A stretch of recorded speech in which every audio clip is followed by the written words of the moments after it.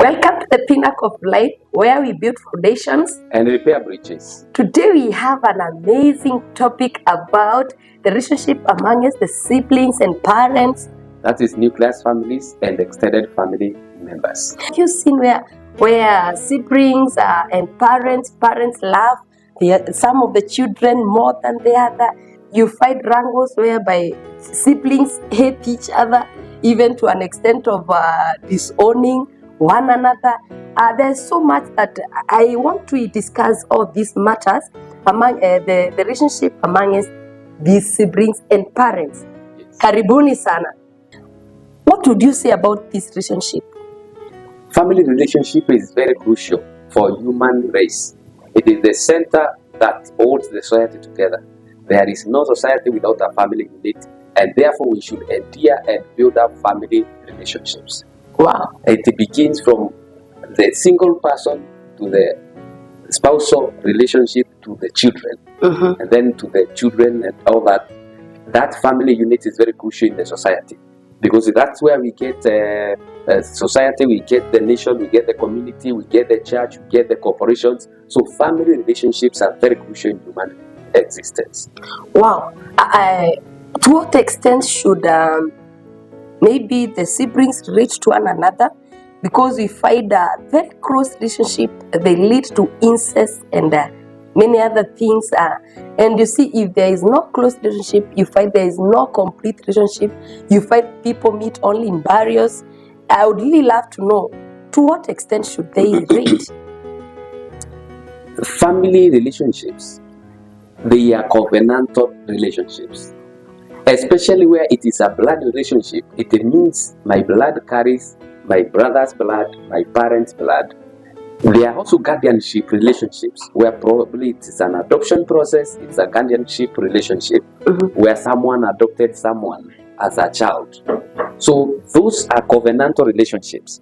Now it is also very necessary that you note this relationship can have their pros and cons if they are not measured. Yeah. They can be good or they can be bad. Yes. And we would call upon these people, the family relationships, to be careful and know the extent to which you relate, so that you don't cross lines. Yeah. Because you have mentioned incest. Incest is where people are engaged sexually among the family circle, either mother, father, children, parents, siblings, brothers, sisters, cousins. You see, that is an incest. Already, it is a forbidden relationship. But what can lead? I really wonder. Now, this one is easily brought about by close and essential relationships that family members have. You find the siblings are touching each other inappropriately from childhood. Yeah.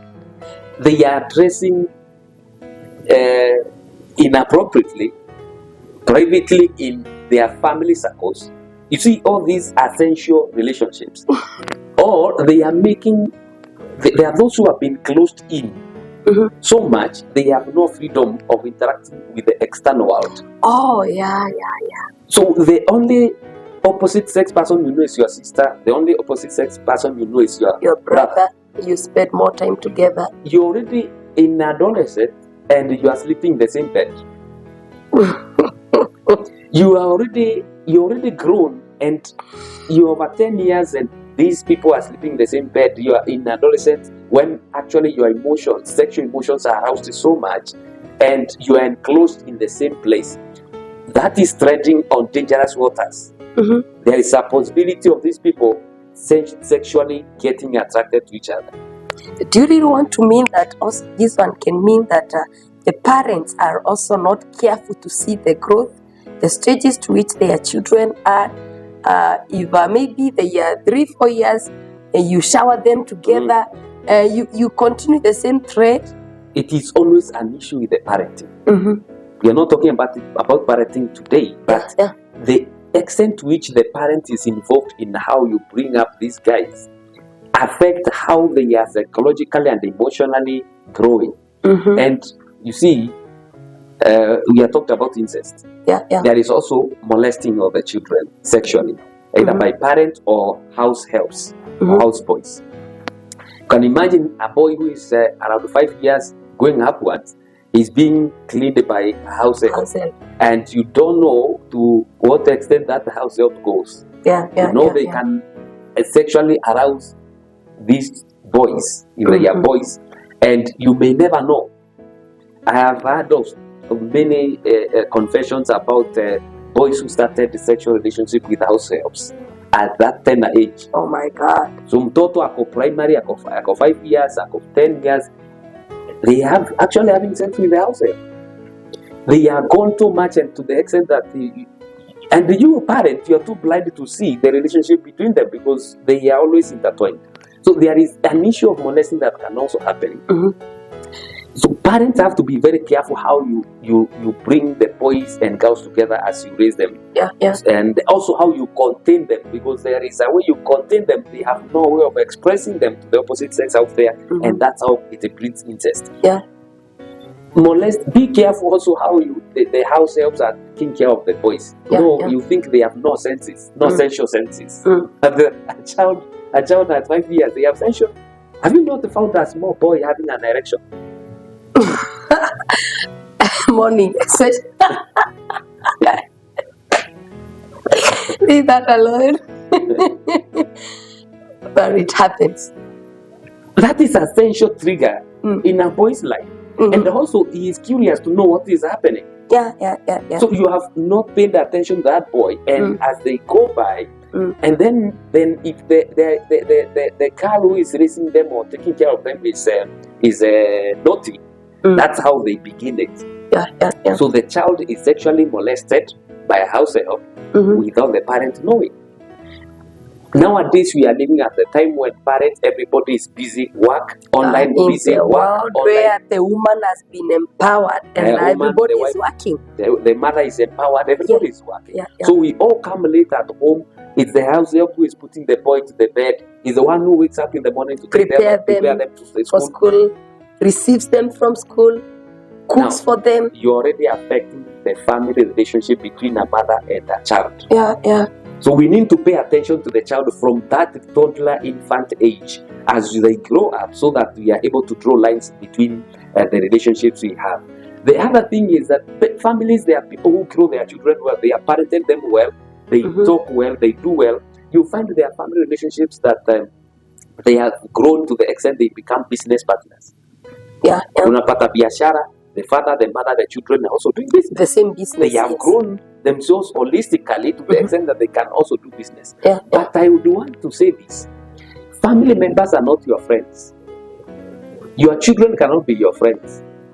No way. Your parents cannot be your friends. We can be friendly, but we are not friends. Because if that line is not drawn, that there is I will rebuke you as my child, then there is a problem. That's why you find that a child, an adult child, retorting to the mother, the parent, or father, they are talking rude to them. Because you did draw the line that you are the mother, they are a child. And you have authority. You have authority over them. So if you don't manage the relationship, you become like, oh, my child is my best friend, my friend. You have no best friend in your child. What you have is a child and a mother and a father. Who needs guidance? Who needs guidance? You are the one to guide them. So if you cannot come out as a father and a mother over your children, you are brewing a trouble for them to retort to you. Because now, mom, they even retort like, I'm also a woman. No, a woman is grown, a woman is a woman. So they will retort to you. They have the boundary. Draw the boundary between yourself and the children. Even the fathers, draw the boundary between yourself and your sons. Have time for your sons. We are living in a time when sons, and they have no life. They don't know what to do as old men. So we are maturing boys instead of men. So we have a boy from 5 years all the way to 30 years. They are still boys mentality. They have a boys mentality because the father was not able to nurture them to be men. Or we have a girl mentality from 5 years. Now, a girl mentality that is married to a husband is a problem. That's why marriage is also becoming shaky nowadays, because we only have a girl in the marriage. It's not a woman, it's not a wife, it's not a husband. So we need to know when to lower the friendliness to be a parent, to mentor and guide your children. Wow, that's amazing. You understand? Yeah. Even out here in the market, have you not met the children who are talking to their parents in the malls? Yeah. When the mother tells you stop, you're not taking that. She retort or he retort, and they hata wanajirusha tantrums, wanajiroll down. What are you supposed to do? Chukua huyo mtoto, ingia naye kwa choo, spank them. Then come back to the supermarket, get your items. You have had that parent. You can't allow the child to throw tantrums in the public. Yeah. Chukua yeye, get into a public toilet, deal with that child, then go home. Yes. Don't deal with them in public. You lower their esteem. Every time you are allowing that child to retort at you, you are giving them mileage. Yeah. In fact, you are giving them authority. Haujakutana na watoto wanachapa wazazi? I've seen wanarusha ngono huko. In fact, umepata wengine wakivua wengine wazazi huko. It's because of parenting issues. You need to draw a line between you as a parent and that child. Be friendly, but do not be friends with the children. Wow. That will affect how you relate. Incest. You remember a story is told in the Bible about the children of David. There was Tamar, Tamar, and there is Amnon. Yeah. Out of nowhere, they started falling in love. Amnon started falling in love with Tamar, but Tamar was not aware. You can never tell. Maybe there is a way they used to relate in the house. And to the extent that Amnon could not resist being involved intimately with his sister. Yeah. It went all the way to the extent of raping the sibling. So it is very possible if the family relationship are not managed, even rape happen between siblings. So you advise the parents to be watchful as much as in the world, our busy world, we are working. Take care of your children. Have some time with your child. If they go to school, ensure at least throughout the week there is a specific day where you can retreat your child well. Not only a specific day, every day monitor how the children are going. You are the leader. Everything falls, rises on the leader. If the leader is not keen on monitoring what is, a father is a leader, a mother is a leader. So you cannot say that I will not observe how my children are growing throughout the week. I will see them on Sunday. That is failing leadership. Should be a daily routine. And I'm telling you, if you don't become a leader, leadership will rise. It will rise either from outside or from within. When they come home, what they are talking to you, be careful to listen. You can always grab something in the discussion.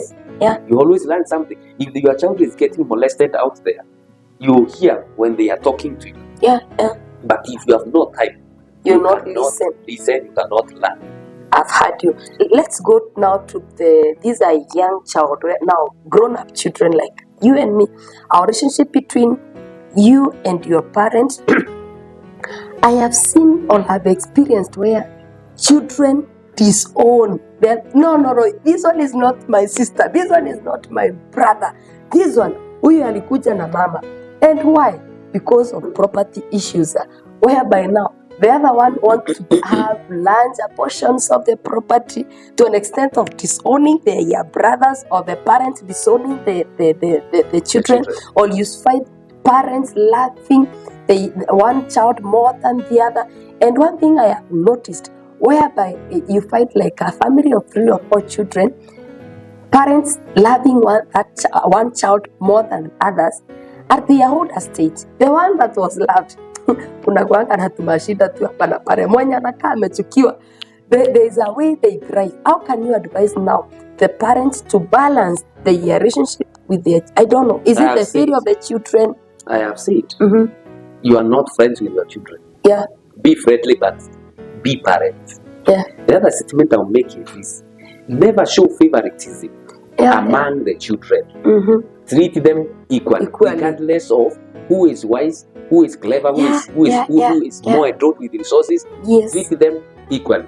Because if you don't do that, you're already opening a door for rivalry. She is better in school than you. So you love them be more. Like your sister. Why are you comparing us to be like putting them in the same basket? No. Treat me as special as I am.